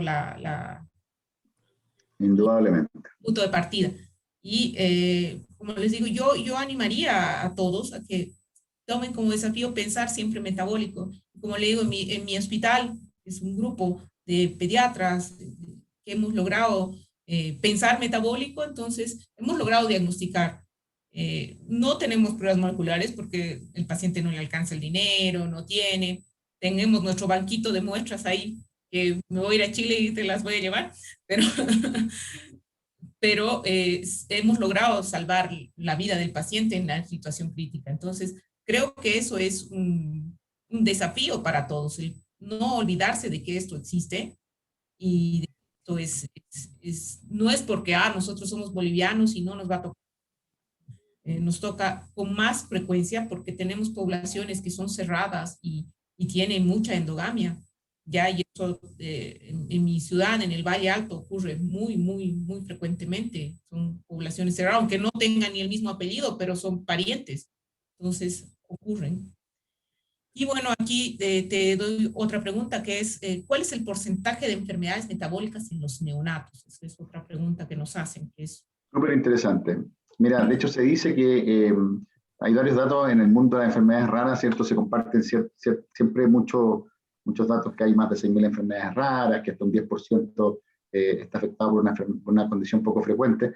Pero si hablamos de enfermedades metabólicas, los datos de países que hacen pesquisa en una tala ampliada para 30 condiciones promedio, reportan 1 en cada 1.250 recién nacidos con algo, ¿ya? O sea, y ahí cada uno puede sacar sus cuentas. En Chile nacen 230.000 recién nacidos al año, y hoy día estamos diagnosticando hipotiroidismo congénito, 1 en 3.000, y feniquitolonía 1 en 12, 1 en 14.000. Si diagnosticáramos 26 condiciones, probablemente 1 en cada 1.000, 1 en cada 1.200 recién nacidos saldría positivo para algo. Ahora, recuerden que esas son solamente 30, 40 condiciones. Hay más de 6.000 condiciones metabólicas. Por lo tanto, saber cuál es el dato exacto para responder a la doctora, no lo sabemos, pero es bastante más que unos 1.200, que es lo que podríamos encontrar si hiciéramos una pesquisa en una tala amplia. No sé si respondo con eso la pregunta, al menos para tener una referencia de que esto es mucho más frecuente de lo que uno cree. Esto no es 1 en 1.000.000, esto es 1 en cada 1.000. Cuando hacemos búsqueda activa, cuando hacemos pesquisa en una tala. Así que son condiciones mucho más frecuentes de lo que uno cree. ¿En Bolivia cuántos recién nacidos tienen en el año? ¿Cuántos recién nacidos tenemos? Debemos estar como unos... No tengo una cifra. Gastón. Perdón, nos metí en problemas, perdón. Me metiste en problemas, no tengo cifra. No. ¿Cuántos bolivianos hay en Bolivia hoy? 11 millones. ¿Cuánto? 11 millones. 11 millones. En Chile somos 18. Si uno hiciera, suponiendo que la tasa de natalidad es más o menos parecida, deben estar en 180, 150.000. Sí. Más o menos. Sí, por ahí. Lo que pasa es que muchos de nuestros recién nacidos no son domiciliarios. Todavía tenemos una muy baja de partos hospitalarios. Entonces, un 100% de partos solamente hospitalarios, el resto son domiciliarios. Entonces, eso nos crea a veces un registro y las dificultades también en poder establecer un screening sólido. En Cochabamba tenemos un screening solamente que se hace el estudio en los niños que nacen en la ciudad, ¿no? Es el cercado. No llega el screening no llega el screening a las provincias, entonces hoy representa un problema. Aquí me hacen otra pregunta y que... Pero tal vez agregar a esto de los datos neonatales, que encima tenemos dentro de nuestra mortalidad pediátrica, la mortalidad más dura es la mortalidad neonatal. Todavía tenemos mortalidad neonatal muy alta, que no se ha podido disminuir ni con programas, ni con sistemas. Estamos hablando de niños que nacen demasiado prematuros en lugares donde no tenemos acceso al manejo neonatal especializado. Entonces, hay que pensar que probablemente ese sea también otro factor que me imagino disminuya también nuestra carga en enfermedades metabólicas. Sí, es verdad, no tenemos una red de salud tan bien organizada en Chile. Entonces, hay poblaciones en las que no llega atención especializada, ni siquiera médico. Entonces, todavía en eso estamos fallando. Aquí, como les decía, hay otra pregunta que me dice, ¿se debe sospechar enfermedad metabólica en los neonatos con crisis convulsiva e hipoglicemia? Creo que Claramente. Sí. nos has aclarado bastante. Ahí mostramos el ejemplo de los efectos de detoxidación. Ahora, cuando uno lo llama por hipoglicemia en un recién nacido que convulsiona y sospecha enfermedades metabólicas, lo otro que uno les dice, después de una buena historia y un buen examen físico, si ese paciente tiene una hepatomegalia y tiene en el laboratorio hipertrigliceridemia, hipercolesterolemia, bueno, evidentemente hiperuricemia, uno va a pensar en una glucogenosis también. A veces nos llaman al revés, nos dicen, oye, no tendrán glucogenosis, pero tiene el hígado normal. En un recién nacido con hipoglicemia, además que la hipoglicemia de la glucogenosis es una hipoglicemia bien persistente, la del beta-oxidación es una hipoglicemia muy episódica. Viene, y si el niño sobrevive, la próxima va a venir como el niño que les mostré a los 7 meses, no va a venir al día siguiente. Entonces, de nuevo, son patrones muy importantes de reconocer. Una hipoglicemia en recién nacido con convulsiones, que tiene hepatomegalia y que tiene otras alteraciones en el laboratorio, bueno, glucogenosis, obvio. Pero si es una hipoglicemia no cetósica y además tiene hiperamonemia y además tiene lo que mostrábamos, hipersecaemia o hipertransaminasemia, bueno, con beta-oxidación aparece como una muy buena posibilidad. Y después, por supuesto, que hay otras posibilidades más, pero es lo que uno habitualmente, el algoritmo del que hablábamos, que uno a veces, más que tenerlo escrito, porque siempre, el algoritmo para mí siempre fallan, por eso que no me gustan, pero el algoritmo que uno tiene en la cabeza es un poquito ese. Sí. Obviamente, no vamos a sabernos todas. Es difícil que le pidas al pediatra que sepa todas las enfermedades posibles, pero sí es importante que uno sospeche que una enfermedad metabólica. Un niño que ha glicemia y no tener... Bueno, lo que conversamos, o sea, estos patrones de deterioro, por eso a mí me gusta tanto clasificarlos. Me gusta la clínica, sí. Porque tú dices neurológico, glicemia, cardiológico, bueno, son hepáticos, son nichos de enfermedades metabólicas, y si uno las busca dirigidamente las va a encontrar. Por eso lo que tú decías, Heidi, nosotros acá, bueno, también la formación médica está muy centralizada, y en el INTA, así como vemos a todos los pacientes con enfermedades metabólicas, también formamos a médicos en formación.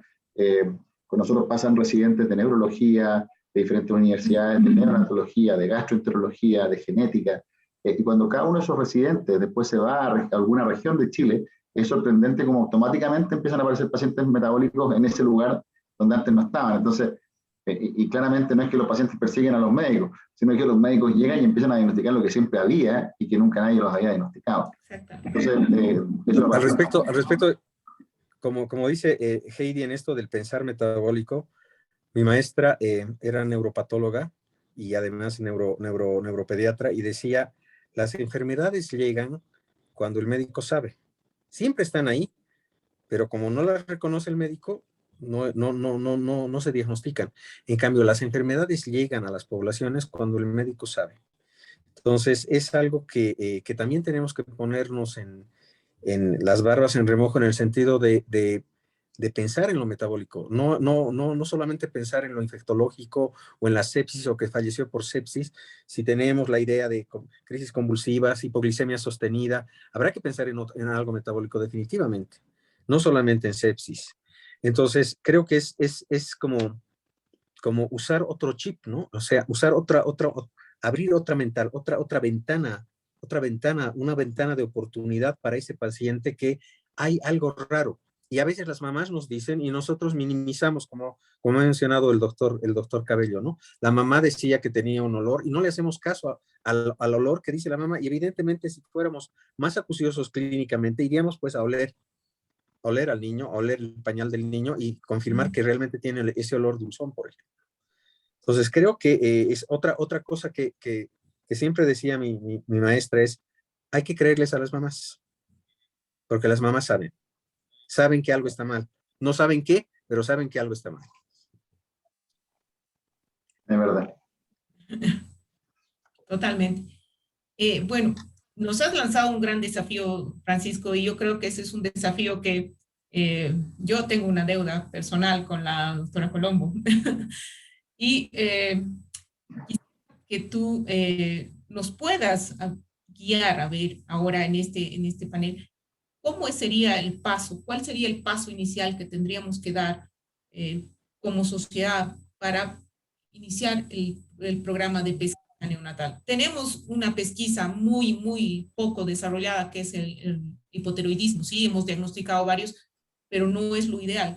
¿Cómo podríamos Mira, un poco lo que ya les contaba, o sea, este Comité de Desarrollo Internacional de la Sociedad Internacional de Pesquisa Neonatal está compuesta por Rodney Howell, que es un personaje, un monstruo de la pesquisa neonatal que partió en Estados Unidos hace muchos años, May Baker, que también es otro personaje, que trabaja en Wisconsin y que también es encargada de desarrollar laboratorios de pesquisa neonatal. Y estoy yo como el latinoamericano, ¿ah? Y lo que hemos aprendido con los países a los que nos tocaba asesorar es que el peor pecado que podemos cometer es darles una receta de cocina. Porque evidentemente copiarlo, o sea, ya hemos mencionado un montón de diferencias, somos vecinos y sin embargo tenemos muchas diferencias en términos de organización del sistema de salud, partos domiciliarios, todo lo que tú has mencionado. Entonces lo que sí pensamos que es muy importante es tratar de tener algún tipo de repositorio, algún tipo de registro de diferentes experiencias para que lo primero que ustedes tienen que hacer, me parece, es organizarse y reconocer, como dicen los gringos, los stakeholders, ¿cierto? O sea, quiénes son los que van a tomar decisiones y quiénes son los personajes importantes a reconocer. Yo no sé, acá en Chile la sociedad científica, la sociedad de pediatría, tiene un impacto importante y una llegada importante al Ministerio de Salud. No sé si de hecho la sociedad de neurología hoy día tiene una rama que se dedica a políticas públicas. Entonces, yo creo que las sociedades científicas se involucren en la toma de decisiones a nivel de salud pública, me parece que es súper relevante. Ahora, si no es la sociedad científica, si no es la sociedad de pediatría, bueno, será ir a hablar, será ir a pedir entrevista con el ministro de Salud, será pedir entrevista con quien corresponda, pero comprometerse entonces con eso. Yo creo que primero, tener acceso a diferentes historias. Por supuesto, la historia de Georgia te puede servir, pero probablemente va a ser anecdótica. Pero la historia de Uruguay, la historia de Costa Rica, la historia de Chile, pueden ustedes sacar probablemente cosas importantes y aprendizajes que les van a ayudar no solamente a decir qué hacer, sino que fundamentalmente decir qué no hacer. ¿Ah? ¿Dónde nos equivocamos nosotros? ¿Cuáles son los pasos en falso que hemos dado? Yo creo que aprender de las historias de los vecinos y de los que no son tan vecinos también es muy relevante. Entonces, yo creo que por un lado eso, por un lado tener acceso a esa información, y esa información es la que nosotros hemos aprendido en este Comité de Desarrollo Internacional, que es lo que tenemos que hacer, ofrecer historias, más que decir esto es lo que usted tiene que hacer, pero fundamentalmente, y el rol que creo que ustedes cumplen en esto, es ser líderes, y como líderes, ver si es la sociedad científica organizada, la que a través de su directiva va a hacer llegar una carta, estoy inventando, al ministro de Salud diciéndole, oye, tenemos esta iniciativa, queremos ofrecer nuestro apoyo y tenemos la posibilidad de tener apoyo de otras partes, por ejemplo. Agrupar a los pacientes metabólicos que ven el doctor en La Paz, la doctora en Cochabamba, la doctora en Oruro, y unir esas agrupaciones de pacientes y que las agrupaciones de pacientes sean entonces también las que eleven esa solicitud. Bueno, me parece que son dos trabajos paralelos. O sea, el de los stakeholders, llegar a quienes toman las decisiones y transformarse ustedes también en tomadores de decisiones. Y por otro lado, conocer historias que permitan diseñar un plan que para ustedes sea el adecuado. Yo les contaba lo que aprendimos en Chile, la centralización. Bueno, quizás, por lo que hemos escuchado hoy día, quizás ustedes requieren de 2 o 3 programas regionales, por ejemplo, estoy inventando. Ustedes con el porcentaje de partos no hospitalarios, probablemente hacer pesquisa a las 48 horas talón es muy difícil. Quizás ustedes necesiten un programa de pesquisa en cordón. Bueno, y así hay que tomar decisiones técnicas que dependen de las características propias de cada lugar. Ahora, lo importante es que hoy día la disposición de colaborar, y vuelvo al tema de la pandemia, creo que está muy a flor de piel. O sea, hoy día, vuelvo a insistir, hay muchas cosas que antes veíamos muy a nivel local y que hoy día entendemos como globales, y esta es una de ellas. O sea, es como, bueno, no sé si han escuchado esa historia, acá se discute mucho el tema de la equidad en el acceso a vacunas. En Chile ya tenemos más de un 80% de los chilenos vacunados, y sabemos que en Latinoamérica hay muchos países que todavía no llegan ni al 5%. ¿Sacamos algo en Chile con vacunarnos todos los chilenos si nuestros vecinos no están vacunados y en cuanto abramos la frontera va a quedar el desparramo? ¿O esto es una iniciativa que debería ser una iniciativa regional? Y creo que la respuesta es bastante obvia. Entonces no sacamos nada con quedarnos con las cosas nosotros y no compartirlas. Y no se trata por una cosa altruista idealista, sino que se trata de una cosa práctica. ¿Qué saco yo con diagnosticar a todos los fenilketonúricos y a todos los efectos de beta-oxidación en Chile si mis vecinos todavía no están haciendo fenilketonuria? ¿Me entiendes? O sea, hay un tema hoy día que esa conciencia de globalidad, de regionalidad, creo que hay que aprovechar para iniciativas de este tipo. Entonces yo creo que insisto, me parece que hay un trabajo que ustedes tienen que hacer en el que nadie los puede ayudar, que es convencerse ustedes mismos y convencer a una masa crítica que sea capaz de tomar decisiones en salud, y está el asesoramiento internacional, que más que decirles lo que ustedes tienen que hacer, es ofrecerles a ustedes historias de las que ustedes pueden aprender y tomar una decisión de qué es lo que es más útil para ustedes. Yo creo que ahí tienen dos caminos que hay que necesariamente recorrer. Sí, sin duda. Ahí estamos un poco en problemas porque nuestra relación como médicos con las políticas de salud, la neuropolítica, no está funcionando muy bien. Somos, de hecho, bastante contrarios. Y las políticas de salud no se están guiando precisamente por científicas, tienen una visión más política y eso nos está dificultando. Mi pequeña experiencia es que con una asociación, CANAUG, que yo tengo acá en Cochabamba, que tenemos, muy pequeña, hicimos un proyecto de ley para que las enfermedades raras sean reconocidas y sean emitidas como una cápita especial, un programa especial. Y pues la verdad es que llegamos hasta el ministerio, pero no, esto no. Y pues hay que... Te cuento, Heidi, algo te comentaba antes, pero comentarles a todos. Nosotros acá en Chile estamos precisamente en ese proceso, tú sabes, hemos estado hace mucho tiempo por el famoso tema de una ley de enfermedades raras. Bueno, y ahora yo tengo la oportunidad de estar coordinando la Comisión Asesora Ministerial de Enfermedades Raras en Chile. Y en esta comisión, ¿por qué se revitaliza? Porque era una comisión que existía hace un tiempo. Porque las agrupaciones de pacientes y la sociedad civil, cosa que otra expresión que está muy de moda, ¿cierto? Lograron convencer a la Comisión de Salud del Senado, y a una senadora en particular, que era la presidenta de esa comisión, y se desarrolló un trabajo entre diciembre del año pasado a marzo de este año, esto es algo reciente, en plena pandemia, se desarrolló un trabajo telemático, así como lo estamos haciendo ahora, donde nos juntamos pacientes, médicos, industria, políticos, y el Ministerio de Salud también participó, y se hizo un trabajo estructurado de diseñar un plan nacional de enfermedades raras. Y ese plan nacional se le entregó al ministro de Salud, en plena pandemia, vuelvo a insistir, y el ministro de Salud revitaliza esta comisión, me nombra a mí a cargo de esta comisión, y nos entrega el plan que nosotros mismos hicimos, y nos dice, ejecútenlo, implementenlo. En otras palabras, hagan lo que puedan, digamos. Pero bueno, y ahí, ¿qué estamos haciendo? Contarles en 2 minutos. Estamos, por un lado, implementando una célula de enfermedades raras en el hospital digital, o sea, intentando hacer telemedicina y telecomités para enfermedades raras, que es un avance importante. Estamos incluyendo a Chile en Orfanet, que es una red internacional de enfermedades raras. Vamos a tener acceso a registros de agrupaciones de pacientes, de capacidades diagnósticas, de información. No sé si conocen Orfanet, pero es una herramienta tremendamente útil. Sí, sí. Que se va a incorporar, va a ser uno de los primeros países no europeos en incorporarse. El tercer punto es la comisión, donde vamos a incorporar pacientes, que antes la comisión no incorporaba, pacientes era solamente un par de asesores, comillas, expertos del Ministerio de Salud. Hoy día va a haber pacientes, va a haber sociedad civil en pleno, universidades, médicos, representantes de diferentes áreas, representantes de regiones en esta comisión. Y el cuarto punto, la pesquisa neonatal ampliada. O sea, tomamos el tema de la pesquisa neonatal ampliada como una herramienta fundamental en la prevención de un grupo de enfermedades raras que son tratables. Entonces tú tienes 4 pilares ahí. Orfanet, que te resuelve el tema, o te aborda el tema de visibilidad, información, registro. Tienes el tema de pesquisa neonatal, una comisión representativa con inclusión del trabajo de los pacientes, y tienes el tema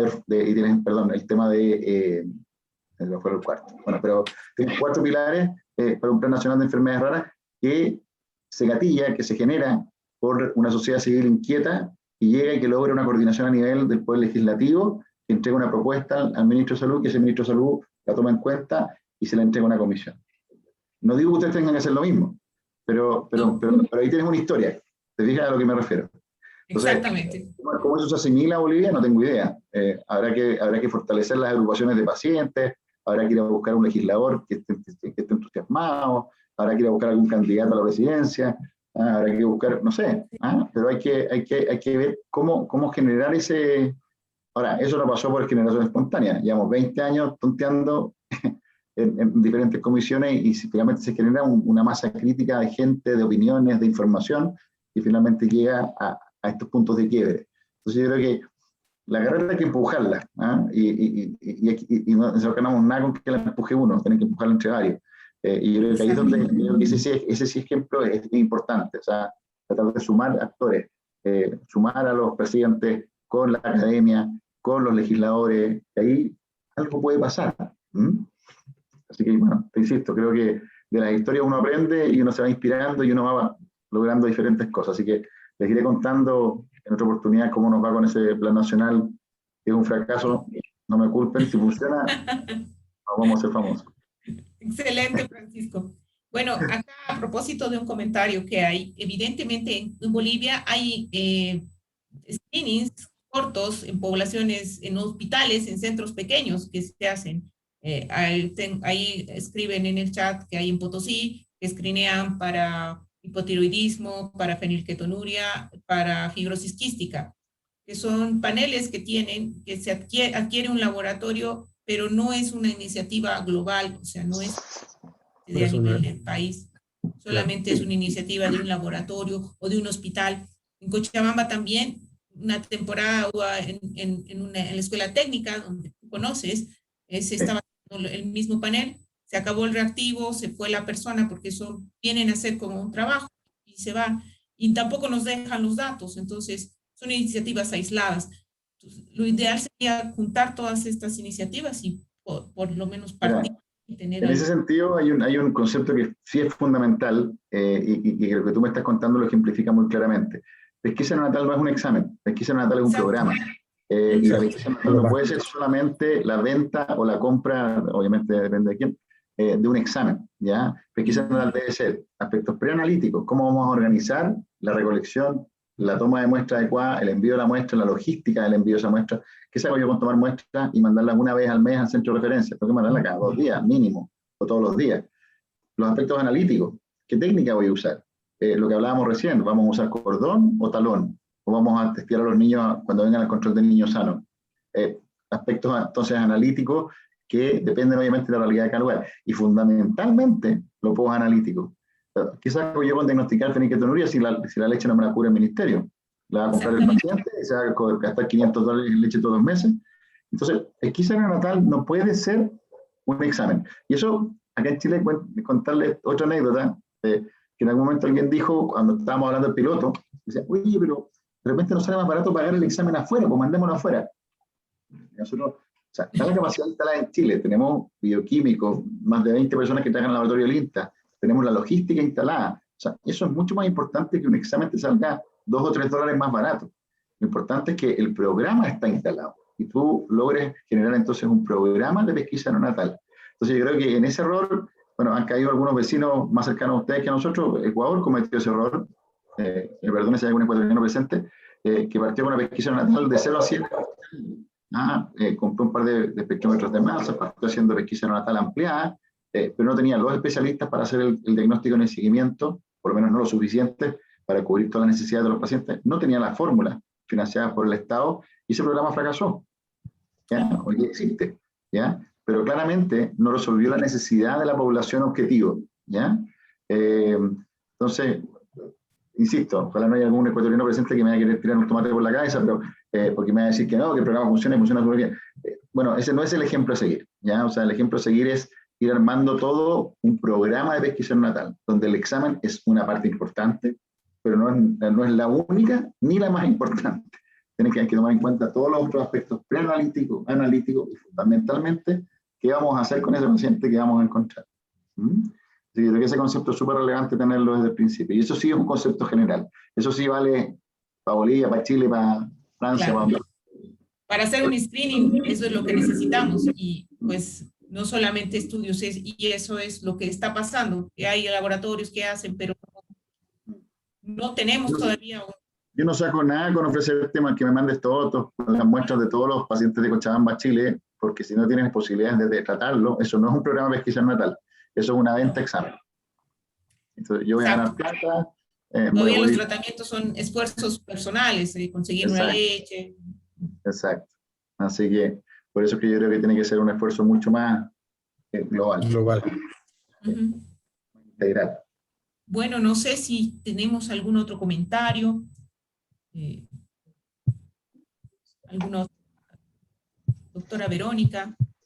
Bueno, tal vez, no sé, como recomendaciones, tanto como pediatras, neonatólogos, tener muy en cuenta todos estos datos, ¿no? Lo que nos preguntaba si convulsiona y la hipoglicemia, porque realmente por lo menos acá en Oruro, la mayoría de los pacientes que se internan en neonatología, unos son prematuros y otros son deshidratados con alteraciones metabólicas, ¿no? Hipoglicemias, hiponatremias, acidosis metabólicas, entonces que tal vez no las estamos estudiando bien, ¿no?